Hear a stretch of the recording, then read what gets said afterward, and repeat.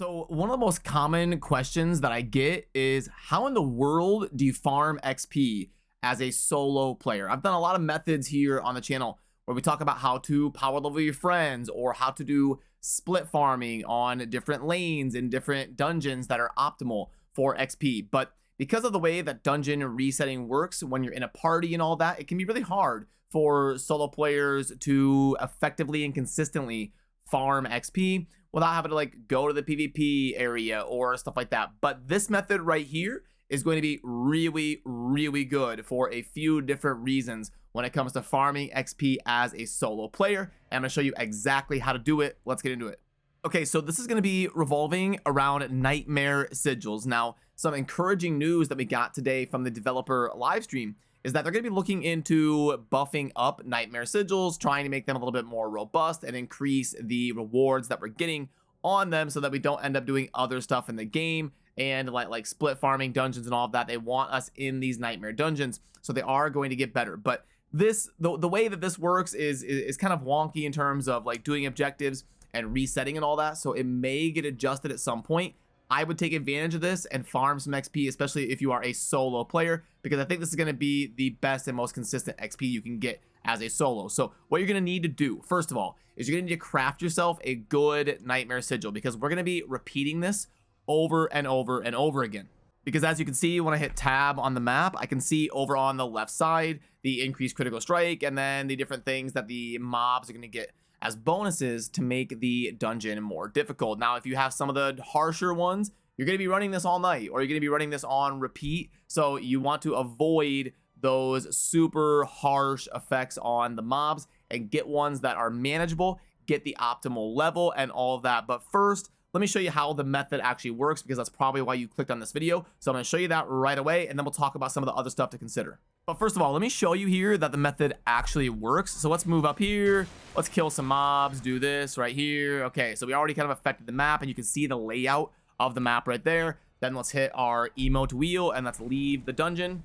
And now when I walk back into this dungeon, it is going to reset. It's going to give me a new layout, and it's going to repopulate all of those mobs.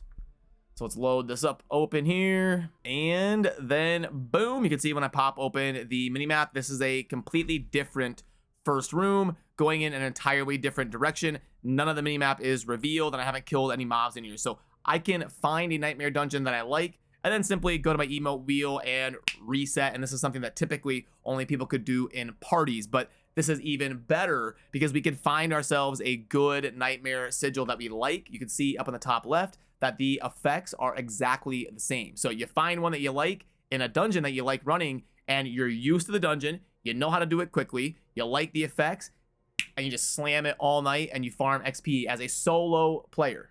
So let me go ahead and leave the game. Let's reset everything, and I'll show you exactly how this works from start to finish. So when we first join the game and we're going to be starting to farm XP, we want to get a nightmare sigil that we like. I'll talk to you about that here at the end of the video. First, I want to show you the method, but you've got your sigil that you like. You're going to open up a nightmare dungeon, and then you're going to navigate over to that nightmare dungeon. And when you enter it, you're just going to leave right away again. So here I am, brand new game. Let's go ahead and let's open up just a random, let's just go in our inventory. Let's open up a random nightmare dungeon.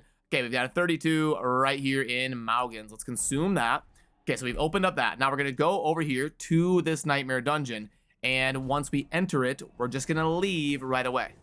So I just teleported to that waypoint, and I'll fast forward a little bit for you as the viewer, but I'm going to go ahead and navigate down to this nightmare dungeon and then enter it. So, okay, we are here at the dungeon. There is our nightmare dungeon, Maugens Works, and we're going to enter this. Then, like I said, once we load in, I'll show you the layout of the map, but it doesn't matter. We're just going to go ahead and exit right away. You don't have to use the emote wheel or anything. You can just click on the door. We enter in. You see the layout right there, and we are going to back out. Now, what we want to do is we want to go to a different dungeon. So I'm going to find a different dungeon on the map, and I'm going to go enter that. As you can see, we've got one right up here by the waypoint. So I'm going to go ahead, use the waypoint. The nightmare dungeon is going to stay open. No problem. We're going to use the waypoint, and we're going to port into that dungeon. Now, when we go into this dungeon, we are going to need to complete the first objective, and that's all. What we need to do is alter the state of the dungeon. So we come in here to the dungeon, and then we are going to do the first objective. So again, I'm going to fast forward a little bit for you, the viewer. So right there, you can see that it says destroy the blood obelisk, and we've got 3 of them. So I'm going to zoom around and destroy those blood obelisks quick. All right, and here is the last blood obelisk. There you go. You can see that I just altered the state over there on the top right of the objectives, and now I am good. So all I got to do is leave this dungeon. Now we can actually just go to our mouse wheel and leave dungeon, and then we just want to navigate to the nightmare dungeon. Now that we finished that first objective and we altered the state of the dungeon, now we go back into our nightmare dungeon, and it's ready to be reset over and over. So we're doing the same thing that I was doing at the start of the video a few minutes ago. I'm going to fast forward again, but right now I'm just taking like the 1.5-minute journey back to the nightmare dungeon that we had opened up a few minutes ago. And here we are. We are back to the Maugan's nightmare dungeon that I was just showing you a little bit ago. And now when I walk in, you should see a different layout than we had originally seen the last time that we were here. So we open it up, and I can't tell if it's different or the same, honestly, because I've already been in a different dungeon. But now you see I'll reveal some of the map, I'll move forward plenty, and I'll take an engagement, and then I'll leave and all that, and I will show you that it is going to be resetting over and over. So here we go, and we got some mobs right here to kill. Okay, and boom. So we just cleared like the first room, and then we're going to go bang, and we're going to leave the dungeon, and now it will be our nightmare dungeon reset and ready to be farmed again. So there we go. We're loading out. This is the door of our Maugan's work nightmare dungeon.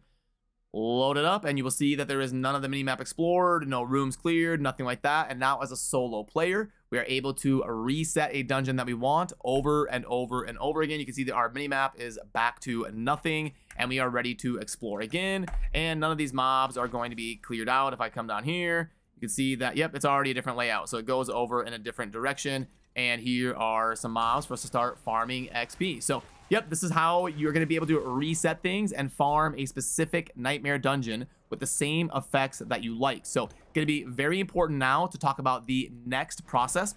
I'm going to go over some of the things to watch out for and consider when you're going to be doing this method. And then also maybe some of the drawbacks of doing something like this that you want to consider as well. So, okay, when we are in town, we're going to want to head on over to the occultist, and we're going to want to get ourselves a proper nightmare sigil. Now, I'm going to have a full dedicated guide coming out on the different negative effects and the different sigils and which ones are the best you want to farm and which of the negative effects to avoid that are going to be affecting the mobs. And I'll get you a full tier list deep dive discussion on what to watch out for. But in terms of this method, first, you want to get yourself a sigil that you want to farm for XP. So when you go over to the craft a sigil, you want to get one that represents your level. So it just depends on where you're at. So like when you hit tab, it'll show you the level of the mobs up on the top right, and you ideally want them to be 2 or 3 levels above you. So I'm level 91 right now on this character. I would want to clear nightmare dungeons where they're probably like level 92 to 95, somewhere in there. And then that'll be getting me the most efficient XP versus the challenge I'm going to be going up against. But by all means, if you're struggling, drop it down a little bit. You want to just be consistent, and you want to be killing stuff fast. So for me right now in my build, it would probably be crafting these nightmare sigils that are like 36 to 40, somewhere in there. And you just craft them, and then you're going to take a look at it, and you're going to see if it's a dungeon you like, and if it's negative effects that aren't too bad. And then you're going to do the whole process that I showed you in this video, where you open it, you go there, you leave the dungeon, you go to a different dungeon, you complete the first objective, then you go back to your nightmare dungeon, and after about 6 or 7 minutes of setup time, you're good to go to slam XP as a solo player in a nightmare dungeon that you like over and over again for consistent gains. But there's also going to be some drawbacks to this method. Number one, you're not going to be completing the nightmare dungeon. You do have to leave before you finish it, because you're basically just trying to reset mobs in an efficient setting to be killing mobs at a higher level than you in a nightmare dungeon as much as possible for the XP gains. But if you're trying to level up your glyphs, then obviously you do have to finish the nightmare dungeon, so this method would not be proper for you. This method is going to be great for a solo player that wants to be efficient on grinding XP. So it's going to be a little bit of a specific mindset, but if you're in that mindset, I do think it's going to be the best method as of right now for a solo player to get XP. And since I get that question all the time, I did want to at least get one video out here on the channel talking about a great option for solo players to be mindful of when they're trying to make gains in Diablo 4.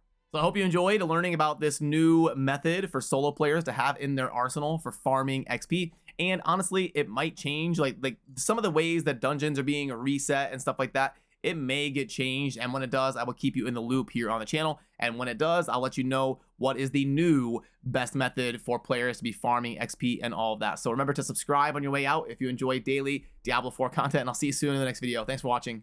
Peace.